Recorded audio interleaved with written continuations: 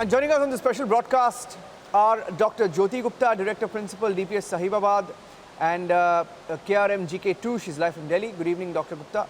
Dr. Amrita Das, who's an educationist, career consultant, and founder director at the Institute for Career Studies at Lucknow, and Zubin Malhotra, career counselor, joining us live from New Delhi. Let me start with Dr. Jyoti Gupta.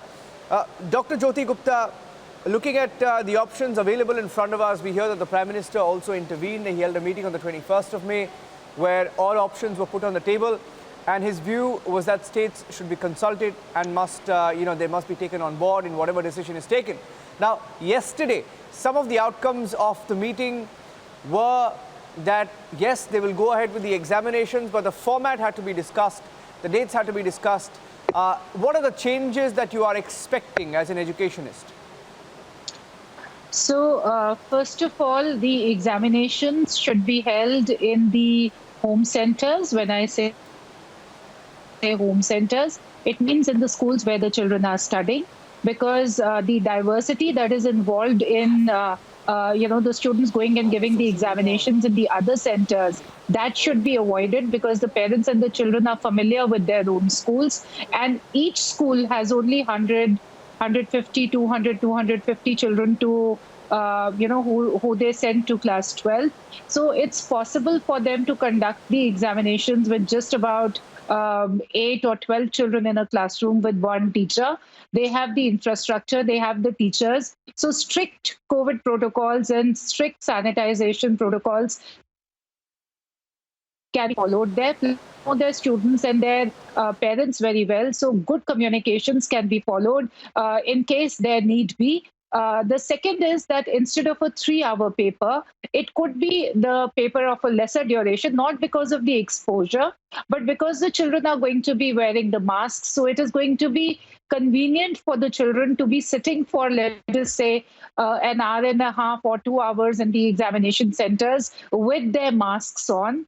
The third thing is that instead of taking the examinations for all the subjects that are there and prolonging the examinations, one could only opt for taking the examinations for English and maybe 3 other subjects, whereby the main subjects can come in and the fifth subject, that is the optional subject, can be taken later on. The next thing is that it is, if it is not possible to take the examinations of all the states in one go, then 2 or 3 cycles should be there, so that the children who miss out the cycle can give it in the second cycle, and then the third cycle is available to them with the compartment students also to give the examination. So instead of holding the examinations pan-India in one cycle, it can be held in 2 to 3 cycles. Apart from this, the children should be told about the format of the paper. Instead of the lengthy essay-type questions, short questions, MCQ questions can be asked, so that the children can give it at a lesser in the lesser time, and they are done with the examinations. And the format of these be available to the children beforehand, because they have practiced another format for the entire year.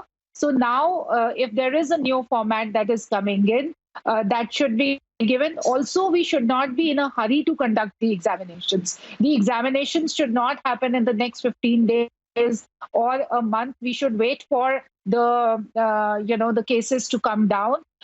We are already talking about a declining rate since the past 2 weeks. So if that is so, we should wait for the appropriate time and only then conduct the examination. So these would be some of the processes in which the change will have to come in, and some formats in which the change will have to come in.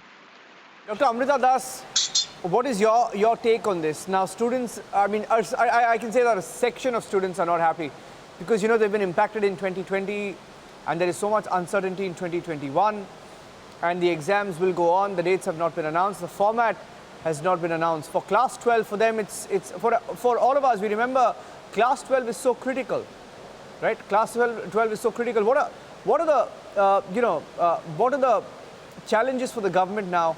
And how do you see the government, striking that balance between keeping safety of students and their careers also in mind? I agree with you that class 12 exams are indeed the most critical. At the same time, we have to ensure quality of assessment. Because remember, it's the quality of assessment that will validate their entry into universities in India and abroad. So for that, I think we have to think it through, because just MCQs only test facts, but we have to test their knowledge and application of knowledge. So I believe that we should maybe have a mix of essay type and MCQ. So the fact-based questions could be MCQs, and the others where they have to express their views and ideas, that and their application of knowledge could be written paper. Now, this has to be aligned with universities and all the testing bodies in terms of the date and in terms of their acceptance of the new norms. That's very important, because students are concerned. They say, we'll go through a new norm, we'll prepare, we'll get our results, but will that be accepted by universities? So a lot of connect has to be made with universities as well.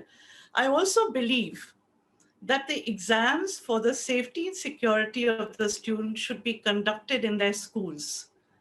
The invigilators can be from outside, but it should be conducted in properly sanitized environment of the school. Now, if we can get them for a 1.5-hour test, why not 3 hours?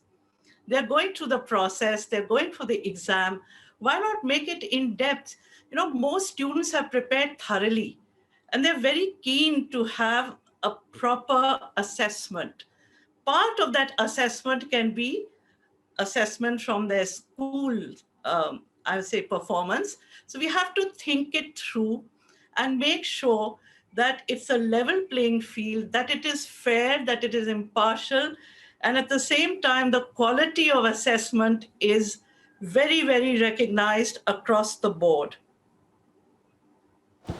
Zubin, now you're a career counselor. Now, how are students looking at this? Now, most students that we speak to are either, you know, there's just two views, right? Whether you want to write the exams or not. Now, what are the arguments for both? Certainly, you know, this is a tough time for students. This is a tough time for their parents. And the one factor that makes it the hardest is not having a clear, there not being clear communication. You see, when there is cases where there are, you know, somebody is this suggestion or that suggestion, you know, 3 papers, 4 papers, not having this clarity of how and when is what impacts students the most. It makes them most anxious. It gets them stressing. They're talking to their friends and they're all just repeating the same thing, and which is very little of what they know. So a couple of points here. I think given that the highest levels of government are involved in this decision, and please note that the decision that the CBSE takes with regards to exams, it will be the cue that not only other states, but also other competitive school leaving exams will then follow and take their cue from, right? So number one, I think what would be great is if the government can come out and say, what is a number, whether it's positivity rate, whether it's total number of infections, that they are okay and comfortable with in conducting these exams. That gives people a clarity and a comfort, saying, because let's face it, we are not going to come down to 0 anytime soon. So what is that acceptable level beyond which once the cases reach in terms of daily cases or positivity, that we think that it's a conducive environment for conducting the exams, number one. Number two, why not think a little radical? If you look at total number of students across the country who would be appearing, say for their class 12 boards, let's add in teachers, invigilators, you're talking about a number which is under 1.5 crores. That's roughly what we are doing in the entire country in terms of vaccinations per day, maybe 2 days. Why can't we, on a priority basis, to these teachers, to these students, they all have admit cards, they have ID proof. So there are many ways of, they have Aadhaar cards, etc. So there are many ways to check, you know, that there isn't abuse of the process. Is that on a priority basis, get them vaccinated, right? You can start this in the beginning of June. By end of June, you have this entire group of students who perhaps would be exposing themselves, for whom this exam is extremely critical, would have been vaccinated by the end of June. If not one dose, both doses, right? And then, of course, there are lots of heads being put together. I would only say, when there are discussions about changing the format of the exam, these students have prepared a whole year on the basis of a certain syllabus that has been, of course, reduced for them, but in a certain pattern of the exams. How quickly will we be able to come out with new model papers, communicate them to the students, and remember, across the country, not just in the metros? Students who are disadvantaged, who don't have as much access to, online classes, etc. How will that information reach out to them? Will they be adequately prepared? So at the center of this, there must be students, fairness to students, and then take a call forward. Secondly, there's no rush. We're hearing talk of, that potentially in the middle of June. Why middle of June? We could potentially look at this at the end of August, and the board could come out and say, we will give you a 4-week notice by when we will schedule exams. It's going to be when we think the situation is right. By perhaps if it's the beginning of September, end of August, if you're going to do the exams, that's enough time for the cases to come down, to vaccinate people, to put in measures in place. Yeah. So let's see where it goes, because we've been told by our sources in the Education Ministry that all states have been asked to send in their feedback by the 25th, which is tomorrow. Most states, can I quickly get a 30-second response from Dr. Gupta, Dr. Das and Zubin? On where you stand on the issue of vaccination, if any of you have any thoughts on the issue of vaccination of kids, will be very interesting. Dr. Jyoti Gupta first, of course, there are not enough vaccines for adults. So yes, we have a crisis, but where do you stand on the issue of vaccination for kids? Dr. Jyoti Gupta, 30 seconds, and then each one of you can tell us what both you think. the teachers and the students should be given the priority for the Yes, vaccinations. agree with that. Dr. Das, Dr. Amrita Das?